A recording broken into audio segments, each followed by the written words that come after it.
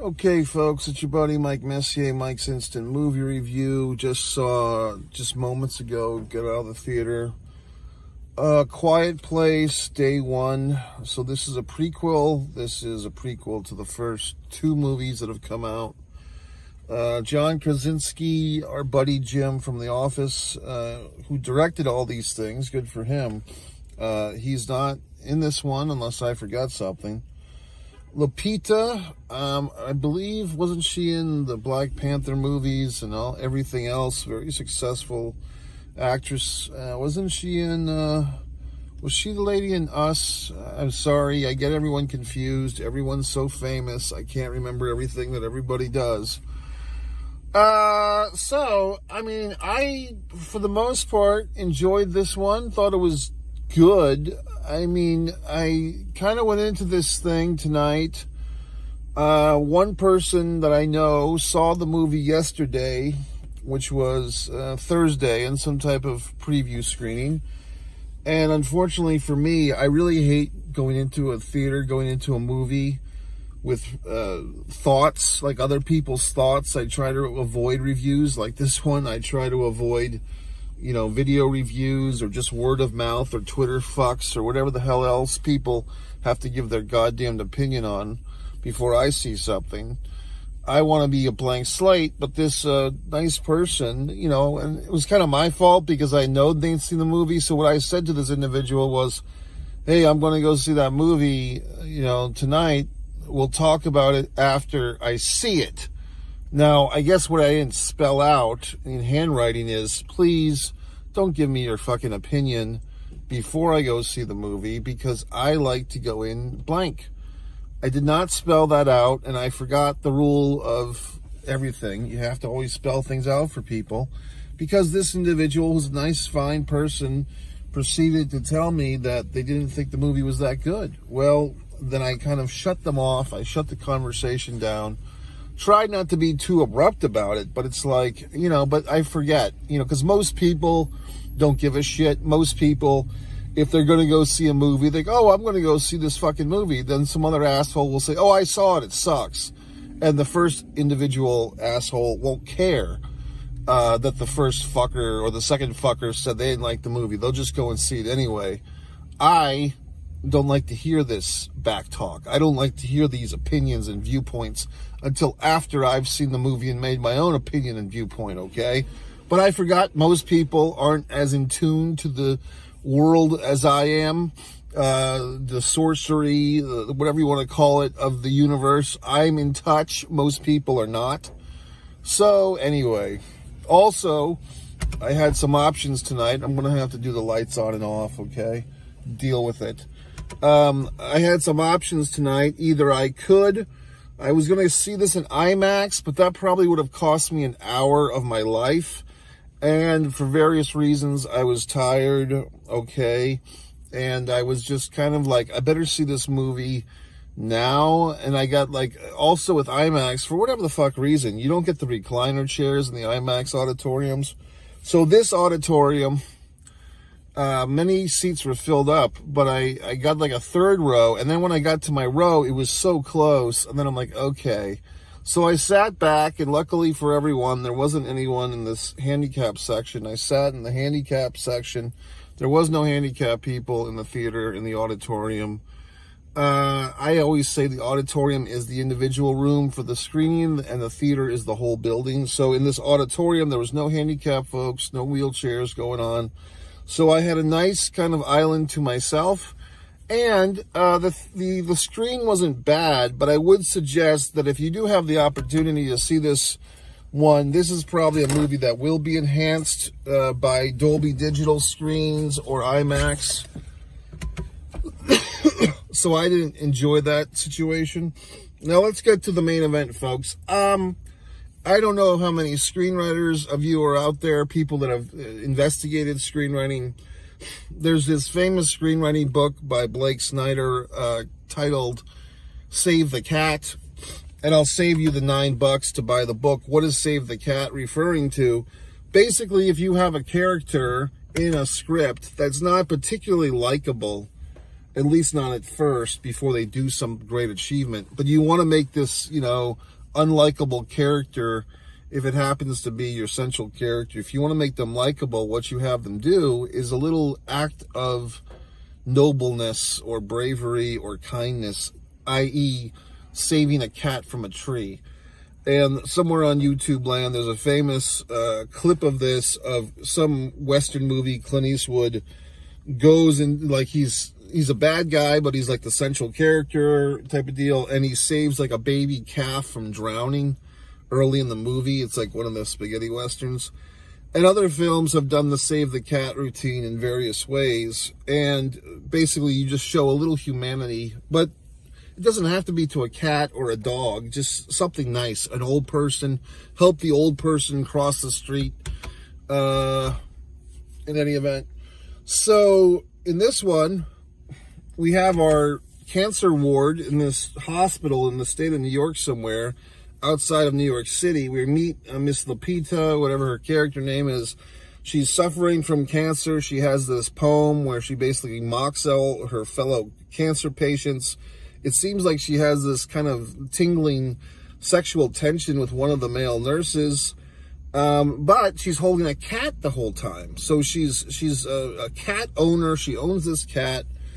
Next thing you know, the male nurse is inviting her to go on this little field trip to the city with the other cancer patients, the city being New York City. They end up at the fucking show. It's a marionette show.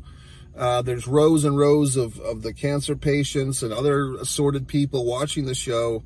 The marionette show is kind of a fun little moment. And then after the show, she's insistent that they get pizza in the city. And this is what happens, folks, when you're dying of cancer or some other thing. You're trying to control whatever you can control. You're trying to suck the bone off the marrow of life, or the marrow off the bone of life. You're trying to get everything you can get. And for this poor lady who's, 30, 35 years old, she's dying of cancer. What does she want? She just wants a slice of New York City pizza with that New York City water, and you fold it and you eat it, and some guy named Sal makes it, and all this horse shit. So that's all she wants in life, is a slice of pizza. But the male nurse has the sad thing to tell her that something's going on in the city and we all have to get out. So they have their little skirmish, their little argument. She gets on the bus, she's all upset. And then she twists her neck, and everyone on the bus, and she's always listening to her headphones, all these other people on the bus are looking out the window, and lo and behold, the sky is falling, folks. There's these things coming in the sky. It does feel very 9/11-ish. And they are our old buddies from the previous, I guess you'd call them the sequels now, or the previous released day, Quiet movies, Quiet 1, or whatever the fuck. The monsters, whatever the fuck. They're like huge bats type of deal. You know what I mean? And so we're off to the races. And more or less everything that we've seen in the first two movies of human beings having to be quiet, having to avoid these creatures that are apparently allergic to water for whatever the fuck reason. And if you make any noise, they might hear you and kill you. Because I guess they're blind, like they can do all this happy horse shit, but they're blind, okay? And I guess they don't have smell either, because dogs, in case you didn't know, dogs see mostly through scent. So I don't know why these creatures can't smell things very well. But in any event, so what we get is basically like, an hour and 40 minutes of the same shit, which is human trying to avoid the monsters, throwing something through a window to make it crash so that the monsters go over there, and repeat and rinse and repeat. Now, I thought the movie was okay. We do meet this kind of other, or our male nurse there gets swallowed up at some point. And we meet this other white guy, Quinn, I guess Eric was the character's name. And he kind of creepy at first. I thought he was a little creepy. But he turns out sort of a love interest, I guess. I mean, to be honest, I think they had a big montage at the end. I believe I conked out. I think they're getting a little bit lovey-dovey. But we know, she's dying more or less. And she knows that she's pretty much a goner because of the cancer, if nothing else.